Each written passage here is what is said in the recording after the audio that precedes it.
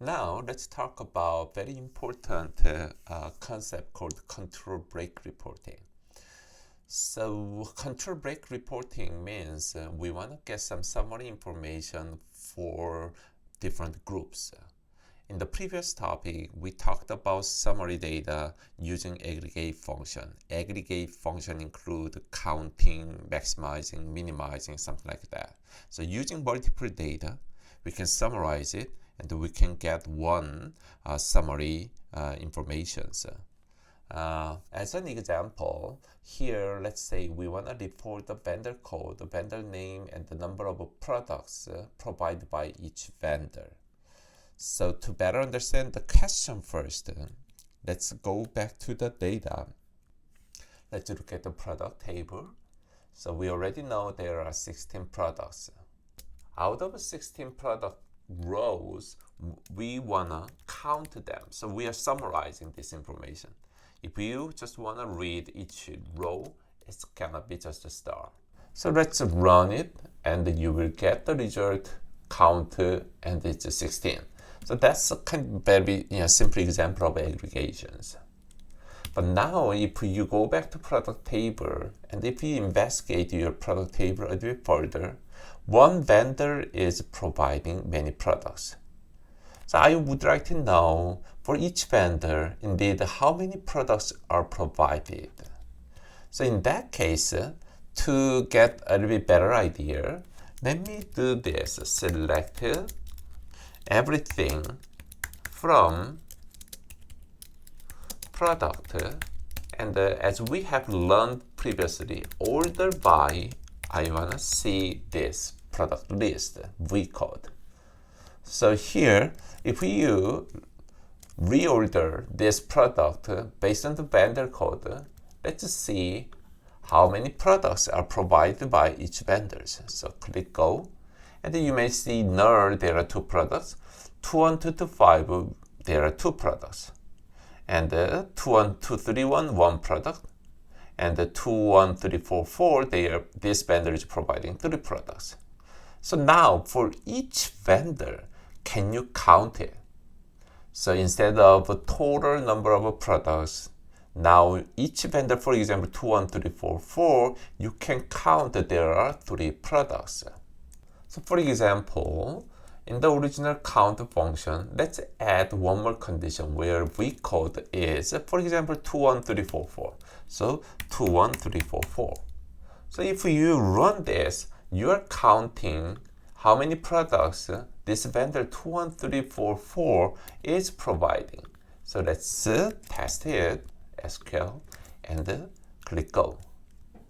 So you can keep changing vendor code to get this summary information count 3. So instead of specifying one vendor code here, we can say here group by, and then this nicely summarizes this counting value for each vendor code.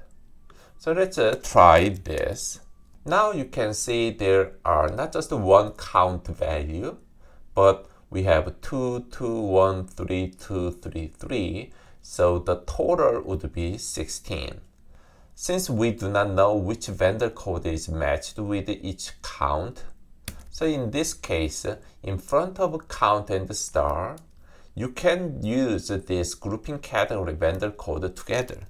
So here in front, I will put vendor code and count together. So if I rerun this, now you have a better idea of which vendor has how many products. So this is a kind of product variety for each vendor code. So basically now you understand the aggregate function does not have to provide only one value.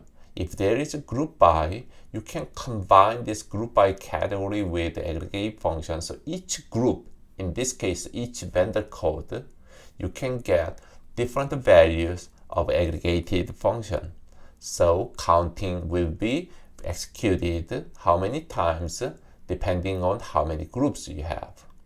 So far now we understand how this group by works with the counting function, and then But the problem is in the original question, as you can see here, we want to show vendor name as well. So, but vendor name column, it's not in the product table, but we have to combine vendor table as well. So if you move step by step like this, it's not that difficult at all. Now, next step is we need to use vendor table together. And if you use vendor table, you can now add vendor code plus vendor name. And don't forget, if you use two tables, first what you need to do, even before group by, there should be join condition. So vendor's V code must be matched with product V code. If you run this, you will get the error message. What error message you will get? Previously, when you use vendor code with the product table, there was no problem. But now, since we are using two tables, this vendor code is ambiguous.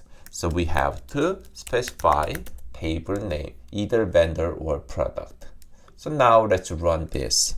This is a result, and note that when V code is null, it cannot be joined. So excluding null, we have list of vendor code. So total 6 vendors providing several products.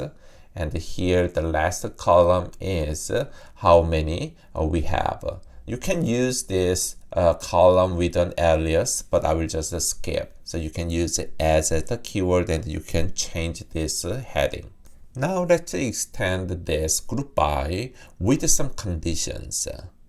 The keyword we have to learn here is having.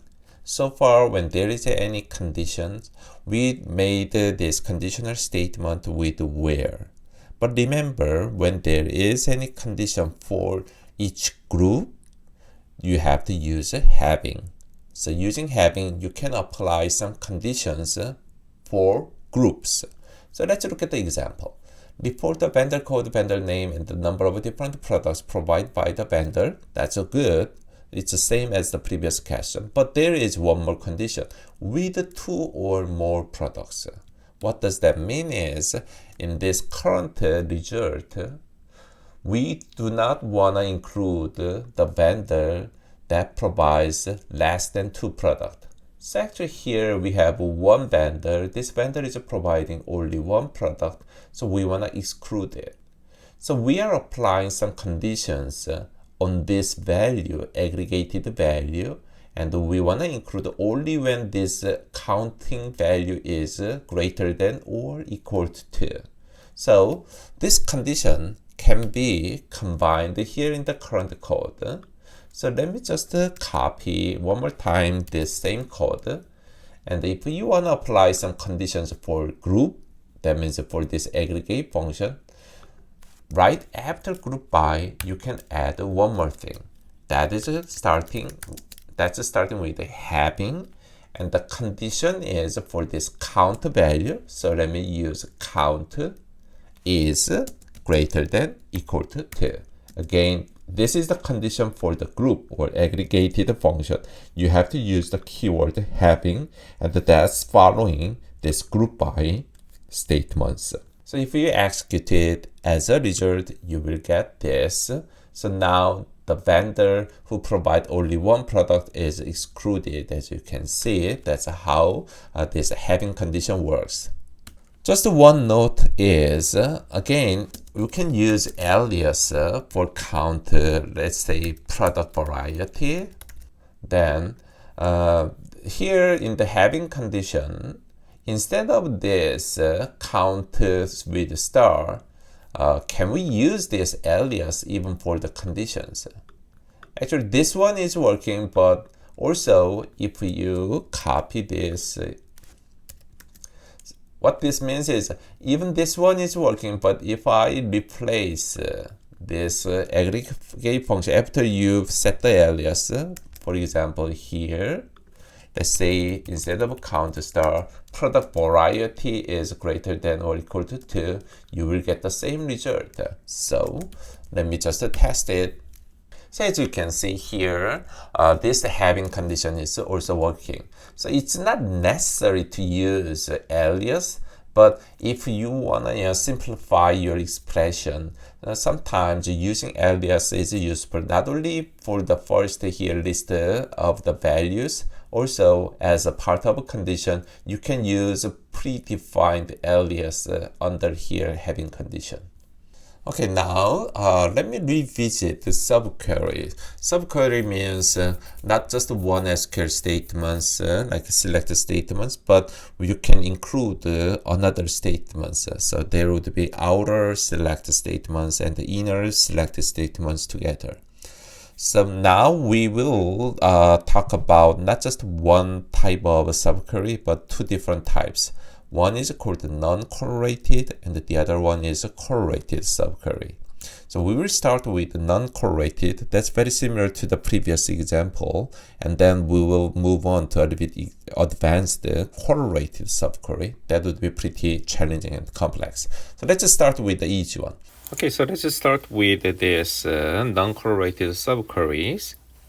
The question is, report the description of all the products provided by the vendors in Florida. So we want to show only product description as shown here. So this column is from the product table. But now, can we use just one product table? We have to look at actual tables. So before we make an SQL, I always suggest to you to go to database and try to find the answer without using SQL. By doing this, you can set up some logics how you can make SQL later. So let's go back to the tables here. So let's look at the data set here. Again, we have two tables, vendor and the product table, how they are related through one-to-many relationships, right? One vendor provides many products. So here is the relationship. It's going to be a weak relationship, more strictly speaking. So anyway, here for each product, we know who is providing by looking at this vendor code foreign key. And this foreign key is matched with the vendor's primary key. And we want to see where vendor stays, what's the vendor's state. So we cannot look at product table, but we have to look at vendor table, particularly this column, vendor state. So not starting with the product table, we will start with the vendor table, and we are going to read each vendor information, and we will see who is in Florida. So let me highlight it. So we are going to go through this vendor table, and here, second one, we found that it's Florida. And where do we have here? Another one, we have vendors in Florida. And the last one, we have vendors in Florida. So by reading this vendor table, now what information we got? We have three vendor code. So let me list the vendor code here, 21226, 25443, and 25595. So using this vendor codes, now what we can do, we will look at now product table. And when we look at product table, we will see whether this vendor code foreign key is in this list. So let's try to search it. So again, I will look each vendor. Let's see 21226. If you read through this product table, you may easily find that there is no product that's provided by this vendor 21226. So we have none. So we could not find any product. How about second one, 2554443? We are going to search one more time from the beginning to the end, and you will not find any product provided by this vendor either, 25443. Finally, 25595, we will see whether we can find some product. So if you read it, yes, the first one, we found that it's 25595. And if you read it through here, 25595, one more. So here.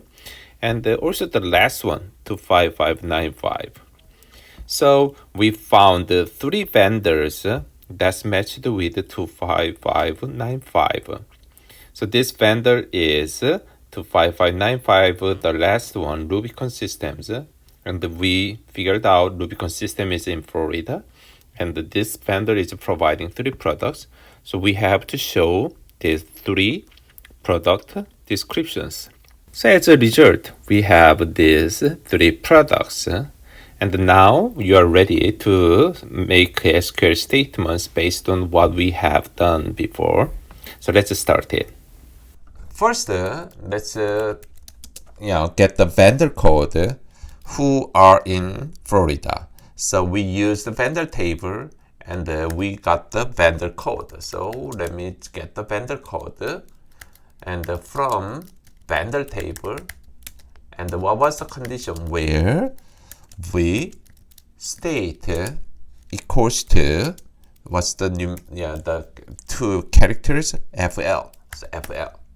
So how many vendors did we get? We got three vendor codes. So let's run this first. So I will test it. So let's click go. Yes, as we have done, we have three vendors: 21226, 25443, 25595. So let me just write down the result one more time here. This is the three vendor codes we found. Now, how can we use this vendor code to find the product? So here we use another select statements and let's say we want to show P descript. And this time we use product table, but the condition we have used is this product table's vendor code is in this list. So since this is a list, what will be the keyword? Do you remember? Yes, in this list. So if you check it, we already know that the first two vendors, you could not have find any product. But here 25595, we found what? Three products. So let's test it. So if I run this, here is the result. So we have three products as we have expected. Now as the last step, let's combine all together. So instead of using this manually typed list, what we can do is replace this three vendor code with the query that we made on top. So let me just add this. So let me just change the line and you may better understand. So now we have outer selected statements and inner selected statements. And the inner selected statements will create the three vendor code, and this will be used as a condition combined with the in statements. So let's test one more time. So now we confirmed we could get the same result here.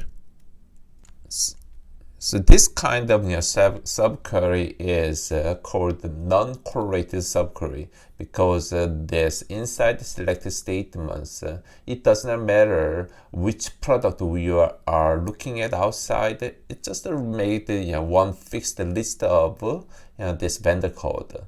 Later, when we talked about correlated subquery, depending on which product you are looking outside, inside the selected statements can be executed in a different way than outside and inside the statements are correlated.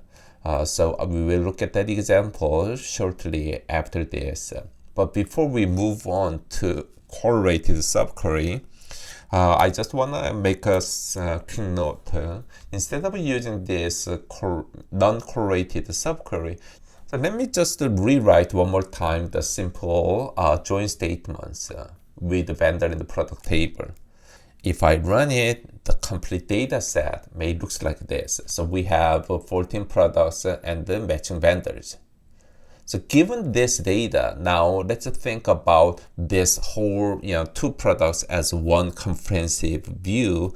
Then we wanna just choose only the products with this vendor state is Florida because they are already joined and combined. So you can see here 1 and 2 and 3 products match for those V state equal. So if you get this joined result, now you can think a little bit different way. We have just a whole data set and we can see this V state column and you can simply check whether it's Florida or not. So instead of making a separate list or following 2 steps, this approach, we just look at a comprehensive whole data, combining vendor and product together.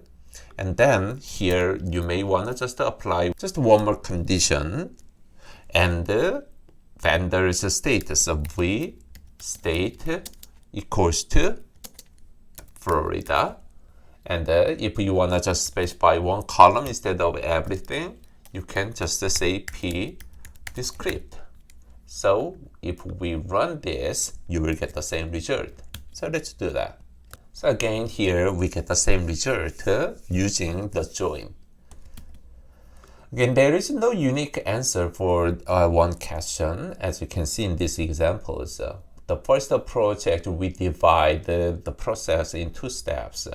And here, next one is we just combine all together first, and then given the data set, we apply the conditions, additional conditions if we state is FL. Both work beautifully, and we are going to move on the next a little bit more advanced topic, that's correlated subquery.